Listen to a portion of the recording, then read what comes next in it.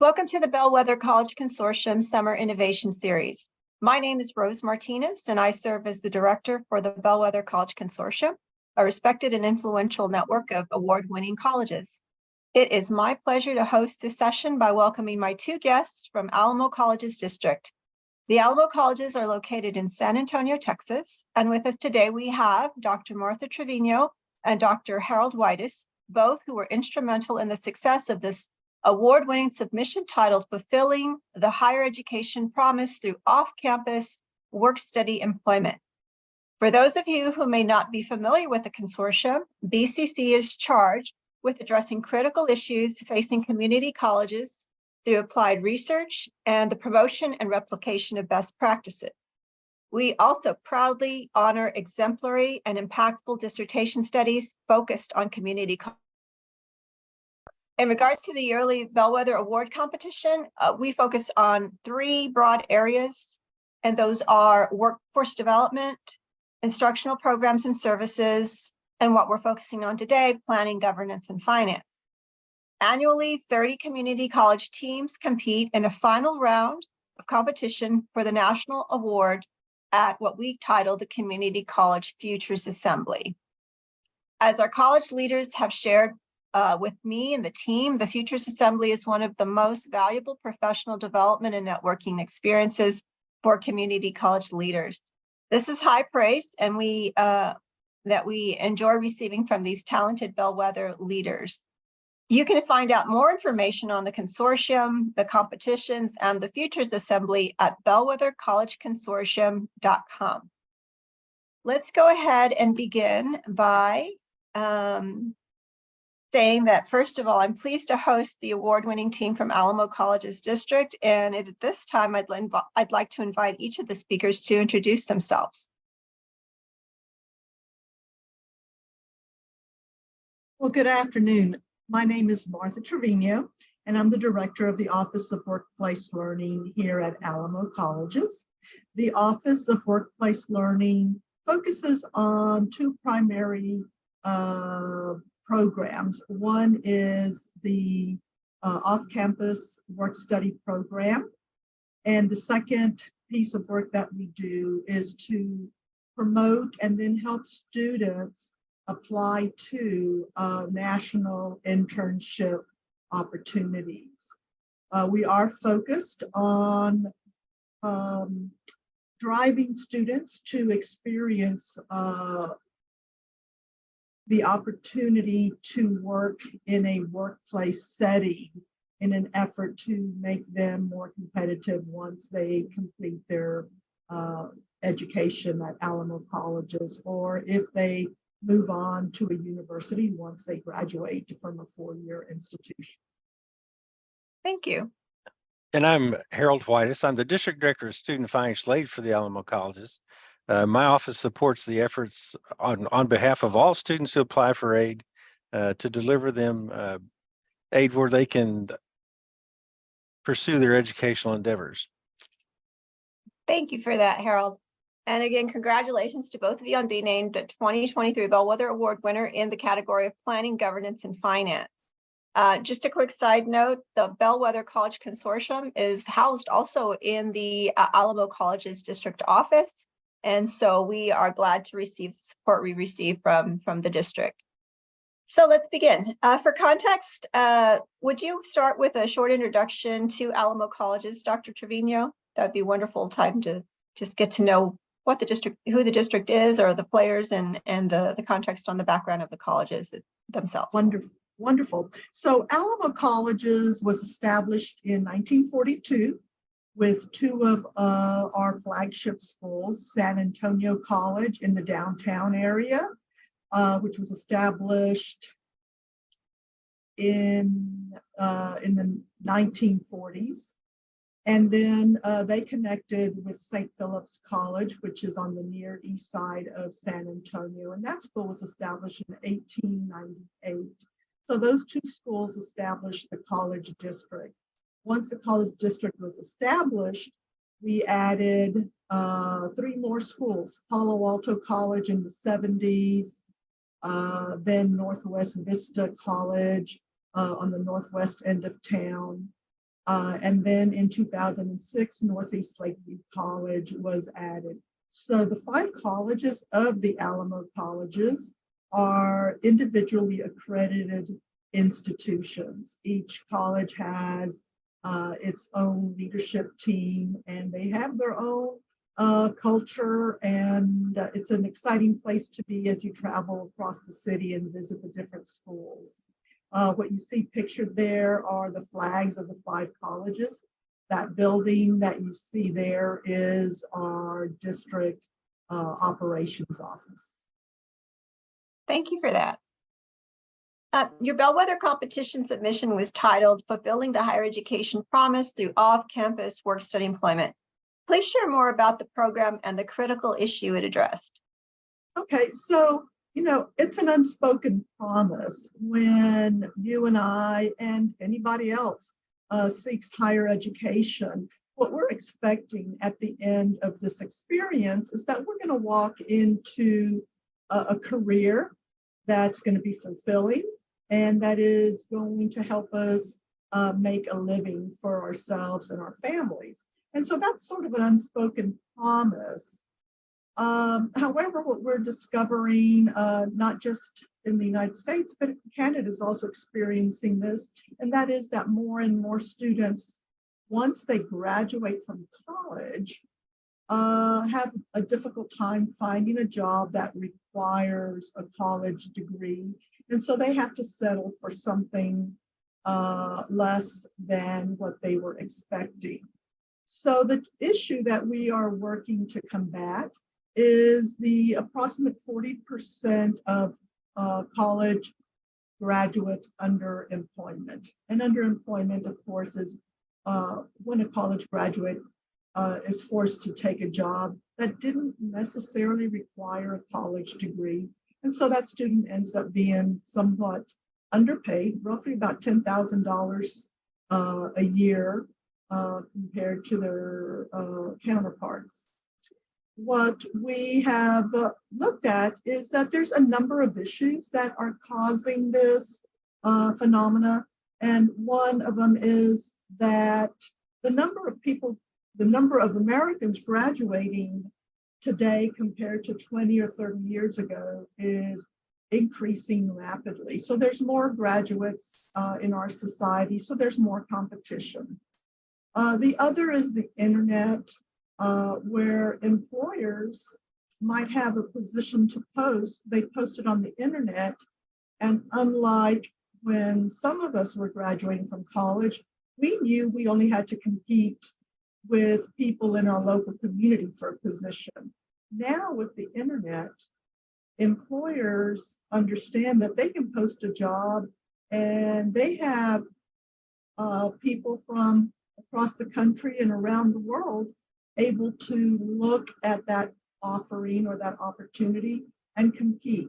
So today's graduates have a much harder time because they're not competing just with their local market. They're competing with people from across the country. And so that puts graduates at a disadvantage.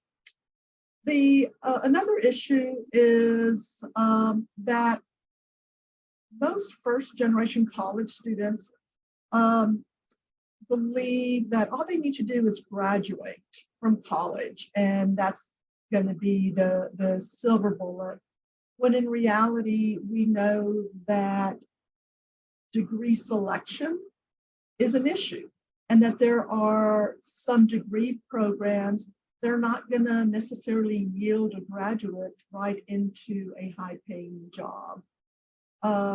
And there's no problem with that. There's no problem with somebody wanting to be a history major or a criminal justice major or a journalism major. Those are degrees or majors that tend to have a harder time finding a job.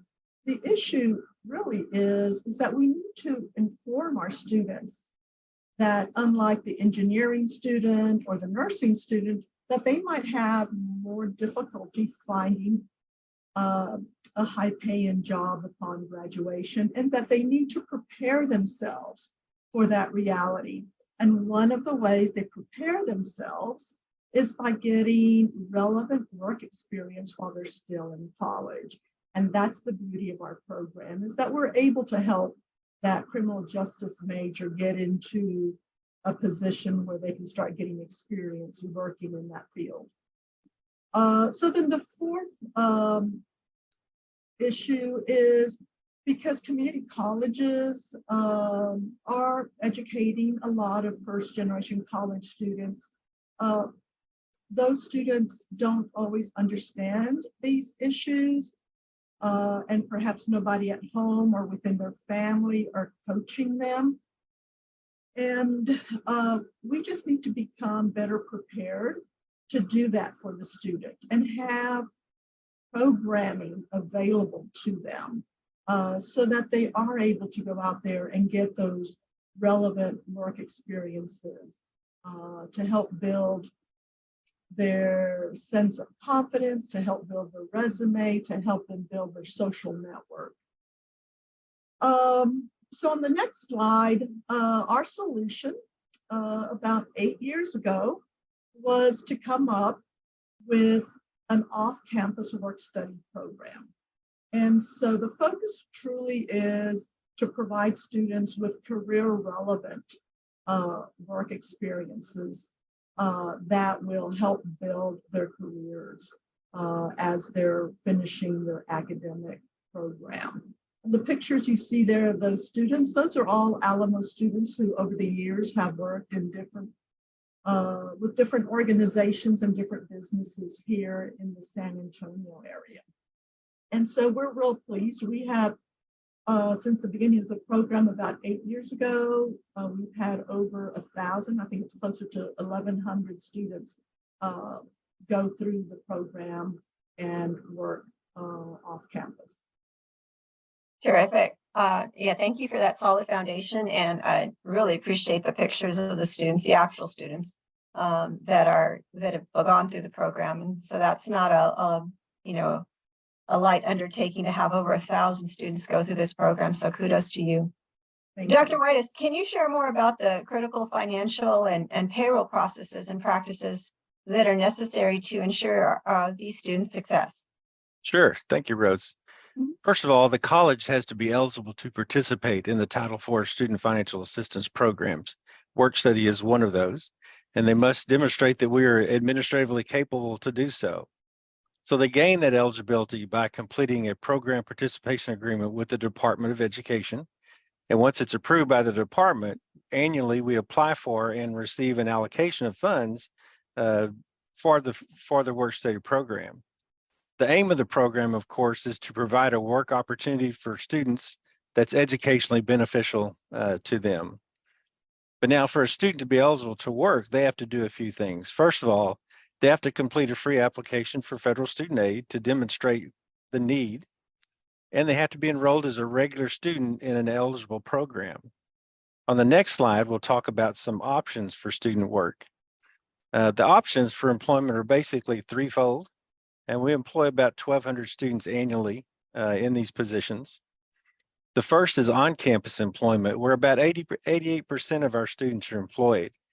These are positions within academic departments or administrative offices of the colleges, and we're required to spend about 7% of our allocation on community service positions that benefit the public, like positions in our libraries or other public-facing operations. And secondly is off-campus employment at a nonprofit or a governmental partner. Federal funds pay 100% of those wages because all the Alamo colleges are designated as Hispanic serving, minority serving, or as an HBCU.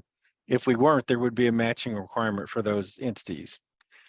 And then third is the off-campus private sector. And this is where Dr. Trevino has agreements in place with numerous businesses to employ our students.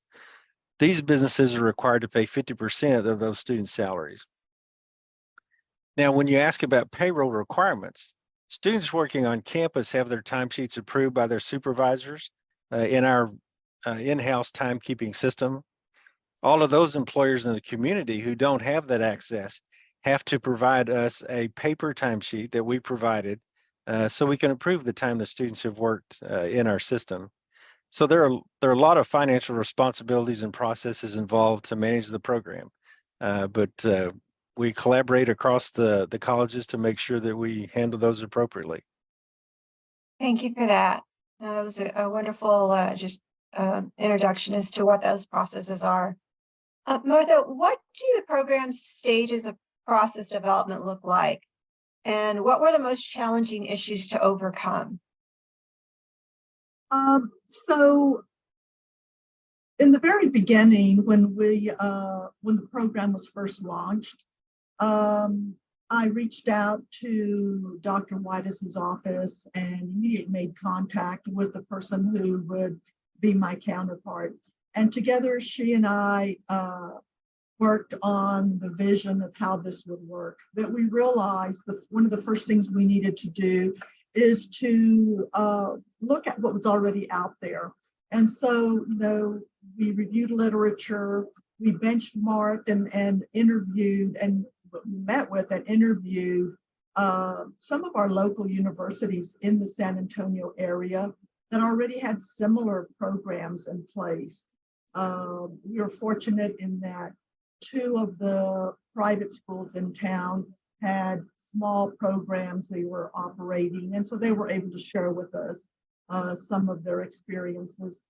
And at the same time that we were setting ours up, one of our big universities, one of our big state universities here in town, was doing the very same thing. So we had some colleagues across the city that we were able to touch base with and start to get a sense of what this would look like.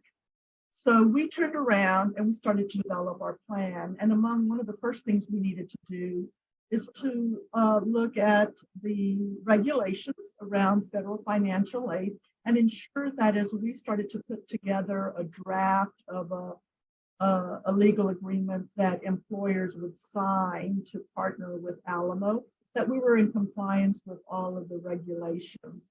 And I believe Dr. Whitus's office had a sample agreement that I don't know if it came from the feds or where that exactly came from, but that was a really good launching point. So we moved on with that and worked with legal and worked out all the details and learned a whole lot in the process.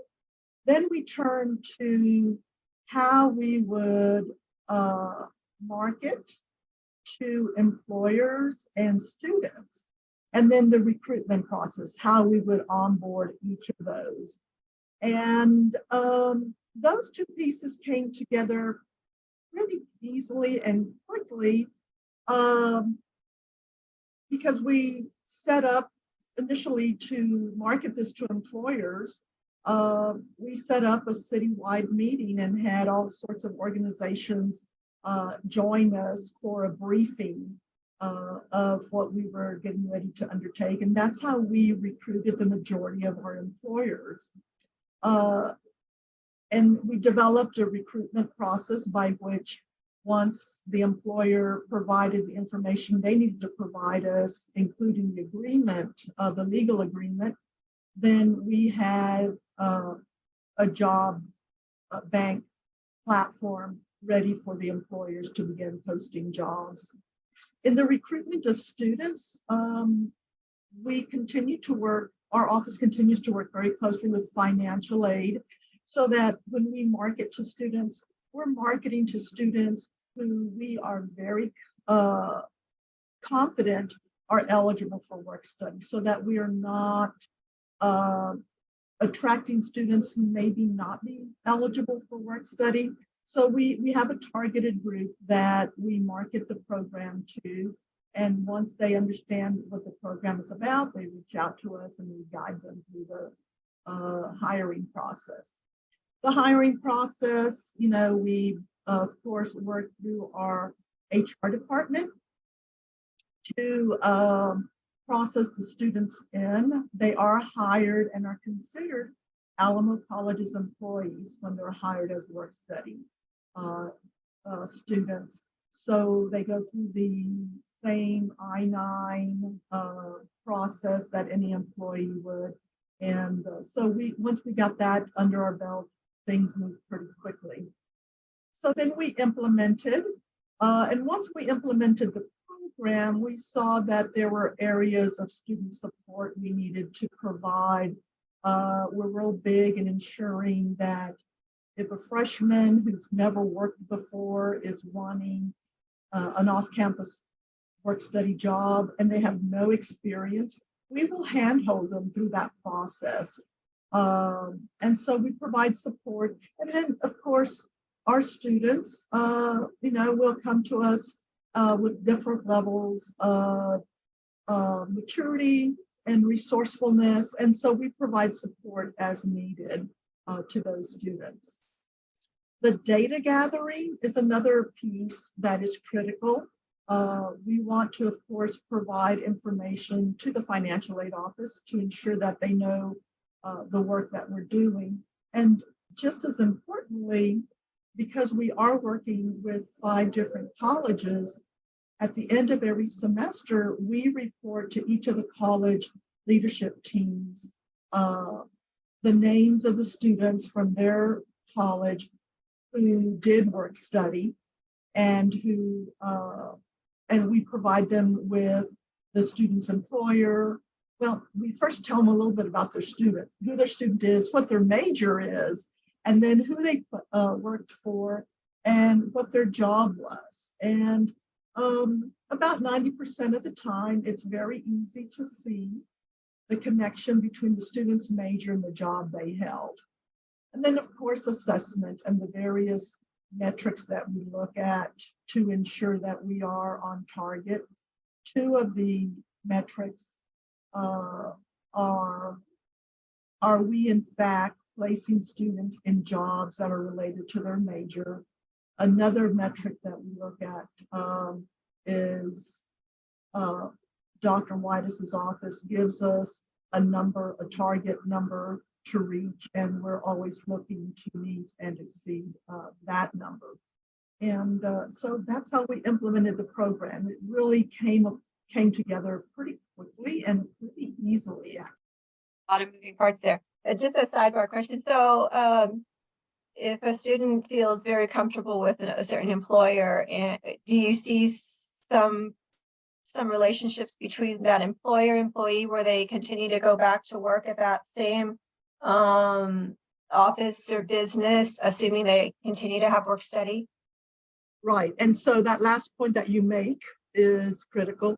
As long as the student continues to be eligible for federal financial aid, they continue in the program. If the employer says, hey, we'd like to have the student back, we are totally fine with that. And if the student is happy to do that, they're allowed to do that. And we have seen cases where a student will work for one employer the entire time they're at Alamo Colleges. And on the other hand, I have seen students who every semester will come back and say, okay, I had that experience with that employer. Can I now try a different employer? And as long as the student is in good standing, we absolutely let them do that because, it's to their benefit as well that they visit different types or work at different employers and gain different types of experience. Yeah. So Yeah, absolutely. There are benefits to both, right? There's benefits to a long-term relationship with an employer, and there's benefits for those students who may not be sure what maybe career they want in a specific area, program area that they want to go to. So it looks like it's also a good way to explore and get money for it. So that's wonderful. right. Yeah, and there are many studies that'll tell you that those students who have an employer that's looking for them to come back is a big reason why students persist. So it's a very, very positive, has positive impact on the student. Yeah, that's a great point. That's a great point, because we always think, well, the ties to the college, but also the ties to the community and the employer who also have a vested interest in that student. And to feel that, I think also as a first generation student just must be marvelous, right? Just Yep. icing on the cake. So yeah, no, wonderful. Those are really good points. The other thing that we've seen happen is that some employers, let's say a student finishes up their 2 years with us and are getting ready to move on to a university. We have seen this numerous times where the employer hires that student as a part-time employee. So the student continues, moves on to a university that remains with that employer. So typically that could mean that we now lose an employer from our program, but we're totally fine with that. There are thousands of employers out there. Yes. Well, and that's the whole point of the program, for them to gain a career or a solid employment opportunity. And for them, they're getting it early, so even better. Absolutely. I'm glad you shared that.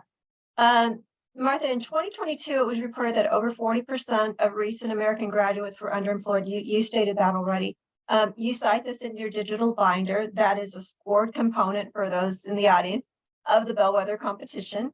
We keep those binders and we share them digitally with all our members. So it's like basically a library of all the award-winning programs that we have that we provide to our members. But can you speak to how work study students in the program are able to secure employment that is aligned with their career goals? Absolutely. So at Alamo, we have, of course, the off-campus employment program.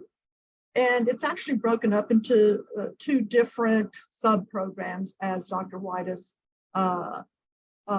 spoke about. So one of them is the community work study program, in which we partner with nonprofits, government agencies, and school districts. And so this is what we consider the nonprofit realm.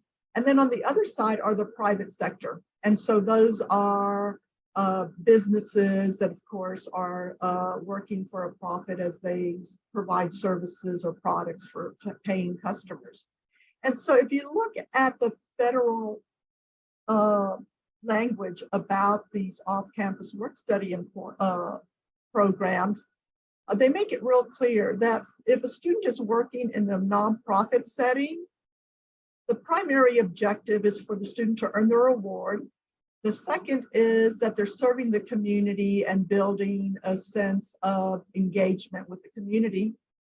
And wow, it will be wonderful if the student can gain relevant work experience while they're doing that. So you might have an accounting student who's working for a United Way agency in the accounting office. That is fabulous.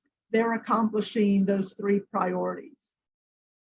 On the private sector side, the federal government, of course, wants a student to earn their work study award, but the next priority is that the student is gaining work experience in their field of study. So in the private sector area, 100% of the students, their jobs are aligned with their major. We do not let one get past us, that it's not a direct link.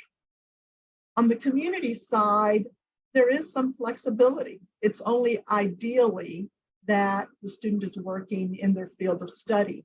And this past academic year, we survey our students every semester. 86% of our students said that their job was connected to their major. And one of the reasons for that, and in years past, that number has been higher, into the 90s actually. But what has happened since COVID, which is very interesting, is we now have a good number of remote positions that are available. And today's students, some of them have a real need to work remote. So we might have an accounting major, let's say, although accounting might not be the best example. But let's say we have an accounting major and the only jobs that are available, let's say in the accounting world, are on site. But let's say there's a data entry position available that's remote and they need to work remote because of transportation issues or other responsibilities. So we are seeing a lot of students opt to work remote before opting for a position on site that is relevant to their major. And we think that's why our number this year was at 86%. You'll see that, it was almost 50-50, the number of students who work remote this academic year. Wow. So it is all about careers in our office. When students apply, they do submit a resume that is in a required format. And for the private sector, they're also required to submit a cover letter.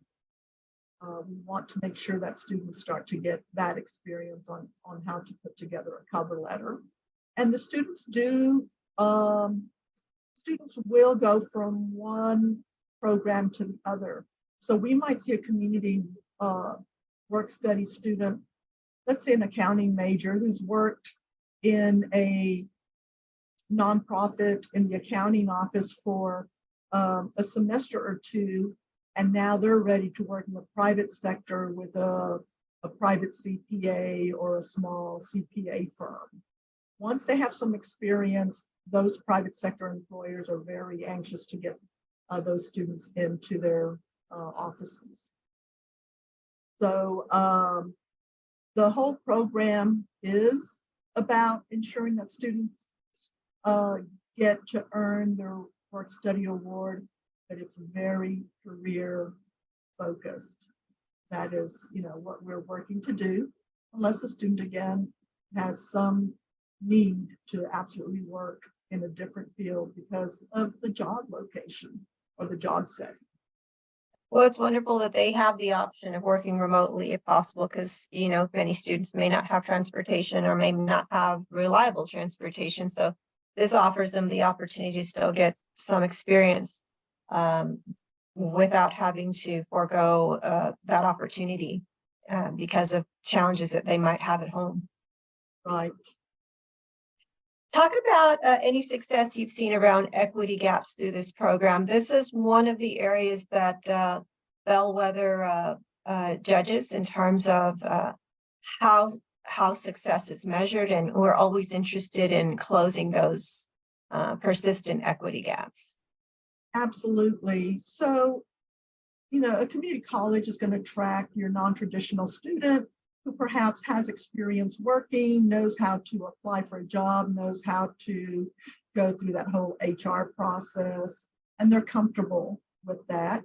Or you might have a highly academically successful high school student who is fairly knowledgeable and can navigate. What we do see from time to time in the community college setting, is that student who just hasn't been there yet, doesn't have the experience, doesn't have the assistance from anybody at home, which a lot of times is an issue. And so our office is dedicated to working with a student wherever they are. If they're able to read the instructions on how to apply, how to select a job, how to do the HR paperwork, and how to accept a position, good for them.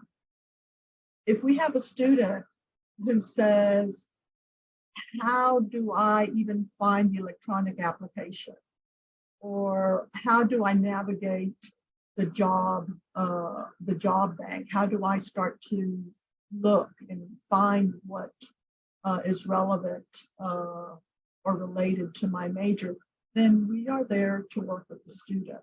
And so that's one of the beauties about the Bellwether. When we first submitted an application and this term equity came up, I had to stop and think and look and realize, it's what we've been doing all along. I just haven't been calling it equity. I've been calling it meet the student where they are and let's work with them. So, we take great pride. Any student that reaches out to us, we're going to be with them until we get them to where they want to be. That's great. And those are invaluable supports, because many of us who've gone through the first job, we're learning as you go. I remember even with my daughter filling out the W-2 form, which we all enjoy. But all of those things that are important to their knowledge as working adults, right? And what do these forms mean, and also just the the professionalism that goes along to being in a job, arriving on time. You have a certain dress code in some positions, and there's certain cultures, as we know, in every workplace. And understanding that and being able to find your place, and also just finding success in those environments are very important. And we sometimes don't remember that a lot of students may come from environments that are very different, because maybe their parents are blue collar workers and they're going into a white collar setting. Those are things that we don't think about, but for the student, it's front and center. So, or vice versa, should I say? It's not always our students going into the same white collar kinds of positions. We know very well that we have students that go into blue collar positions and are doing very well. Right. And one of the things that we do once a student is hired, before they can start working, there is a pretty comprehensive handbook that they need to read. It's about a 25-page document. And it talks about those various things, like how to dress, what not to do if you're in the front office, just the kinds of things, just office etiquette. And so they're able to read that, become familiar with those kinds of expectations, because for a lot of these students, there's nobody at home to tell them, oh, you can't wear torn jeans to the office if you're working in the office now. So we do have that document to help the student as they transition right before they start on the first day on the job. So. And that's terrific. I think that, when the first time they walk in that door, that's one less thing that could be, a barrier to them keeping that position. So wonderful. Dr. Whitus, how did the work-study program respond to the COVID pandemic? We have, we've seen obviously the challenges that came about, but maybe there's certain also successes or some aha moments that you had. Can you talk more about that? Sure. Well, first of all, the pandemic created a lot of challenges for the work-study program. First of all, in March of 2020, all the Alamo Colleges district employees went remote. So those students that were working on campus had no place to report to work. So Alamo chose to actually pay those students for their eligibility to work during that semester instead of the actual work that they did. And that was just an option provided to us by the Department of Education. It's not something we can normally do. But the department wanted to ensure that those students had the necessary funding to continue their educational endeavors. We also allowed some students to work remotely when it was possible. And Dr. Trevino has worked with tons of private employers who were able to provide the necessary protective equipment and supervision that allowed those students to continue working. So with the end of the pandemic and a return to normal, many students still prefer to work remote, as Dr. Trevino alluded to. And I think she's used that to her advantage to accelerate the private work study program and to the benefit of our students as well. And we're still trying to get back to normal for our students. Yeah, no, absolutely. Thank you for that. And yes, that was wonderful that the federal government saw that there was a need to continue that work study program, even though our students couldn't necessarily go to work. Dr. Trevino, can you tell us more about how you were able to sustain the program during the challenges brought out by the pandemic? I know Carol spoke a little bit about that, but do you have anything more to add? Yeah, so one of the things that we did very quickly was to explore the federal regulations. What do they say about remote work? What do they say about the employer having to be in the local community? And we saw nothing of it, I believe. I don't think, that this had ever been envisioned, or, anybody thought this could possibly ever happen. And so what we decided to do was twofold. One was to reach out, because we had at the time, I'm thinking we had about 75 employers. We lost all but about 2 or 3. Everybody said, wow, we can barely keep up with our operations, keeping up with our full-time employees. We can't manage part-time students or part-time student employees. And so we understood that. And luckily those students were funded But then what we did is we turned around with this little bit of information about the jobs don't have to be local. And so I reached out to our state United Way office and asked them if they would help us promote our program across the state of Texas, which they did. It was just phenomenal, the response that we got. So we were able to pick up, I don't know, 50 or 60 nonprofits from across the state, all ready to hire our students remotely. So that was very exciting. What's continued to be phenomenal is that a lot of those employers have stayed with us even after COVID, which is really a godsend, because our students, now we understand we're able to serve more students if we're able to offer remote jobs. The other thing that we did is we said, okay, COVID is the problem, so COVID must be the answer. Where are the jobs? So we figured the jobs would be in district IT departments who were being inundated not only by faculty and staff, but now by parents and students trying to get help with online education services. Right. And so we reached out to our local ISDs directly, to the IT departments, and also to some folks on the academic side, and we were able to secure a lot of jobs in the IT area, and then a lot of jobs for virtual teacher aides. And so it just, we had a very, after the initial, and the next slide shows where the initial reaction to COVID, our numbers dropped, but then after that, we just boomed. You gained jobs. we just jumped, and so it was exciting. It was an exciting time. It was kind of fun to see this come together. Well, you're probably one of the few people would say that time was fun. Well, So yes. I am happy. I will take that. Please don't have any excuses, because no, those numbers don't lie. So it looks like also you created, more opportunity from around the state. And boy, you don't think about, when you think about work study, you think about, okay, well, what's my local environment? But going even up across the state is what a wonderful opportunity and idea to say, hey, if they're working remotely, it doesn't matter if the position is in San Antonio. How wonderful. Absolutely. And the partnership with United Way out of Austin just was phenomenal. They just did a wonderful job with us. Terrific. Well, I'd like to conclude with a question to both of you, and this has been a wonderfully informative discussion. I learned so many things that I did not know before about the program. Can you please share what it is meant to be named a Bellwether Award winner?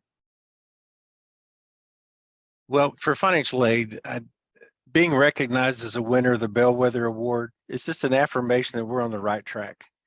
And we're hopefully providing others with some usable information to enhance their own campus employment opportunities for the good of students. Awesome. Thank you so much. Yeah, Also, this is definitely a replicable program. Sorry about that, Martha. no, And that's the whole joy of, being a Bellwether Consortium member, to learn from these innovations that you all have done so well. I'm sorry, go ahead. It's been very exciting. And, when the program was first established in '65, this was the idea that students would number one, earn their award, and secondly, get relevant work experience. And so to be recognized for the work that we're doing, of a dream, a vision that was put in place in '65 is really exciting. The other thing that is of great value is the way I now look at things, and the whole equity issue is now, just vitally important to me. It was something we were doing, we just never had labeled it. And now when we're doing it, I see it and I say, this is exactly what we need to be doing. So, it speaks to equity. The program is easily replicable, can be easily replicated, because the majority of our schools in the country are receiving federal financial aid, and they're open and invited to develop programs such as this one. And with the underemployment rate among college graduates, I think we need to be doing this. This is a part of the promise that we're making to our students, nonverbal. Absolutely. I love the ending slide. Is there anything you want to say about anyone in particular student here? Again, these are all students who have worked with us. It's just been remarkable, not only as college work-study students, but that they've gone on to become the professionals that they were looking to become. We have a physical therapist there. We have one student there on the far top right who's in medical school. The young man on the top left went on to finish his master's in mathematics and works currently with AmeriCorps. And the young man in the bottom center was hired by his employer and just recently reached out to us and said, I now need to hire a work-study student. Can you send me some candidates? So, it's fun. It's exciting to see these young people blossom and get into their field. Absolutely. Well, so thank you. Thankful. Go ahead. No, I just wanted to say thank you so much for sharing your passion, and not only your knowledge and your talent, but your passion comes out for the work you do, both of you. And so I just want to wish you, much success with the off-campus work-study employment program. I know that others were looking at this program. I myself had folks come up to me saying, this is something we can do. So thank you so much for sharing, and congratulations again. To our audience members, thank you for being with us today. Consider applying for a Bellwether Award in 2024. We will be celebrating our 30th anniversary of the Community College Futures Assembly. You do not need to be a member to apply. Just go to bellwethercollegeconsortium.com for more information. So this concludes this innovation series. Again, thank you so much. This has been wonderful to have you all both join us, and wonderful to host this incredible session. Thank you. You're welcome. Thank you very much. Have a good afternoon. You as well.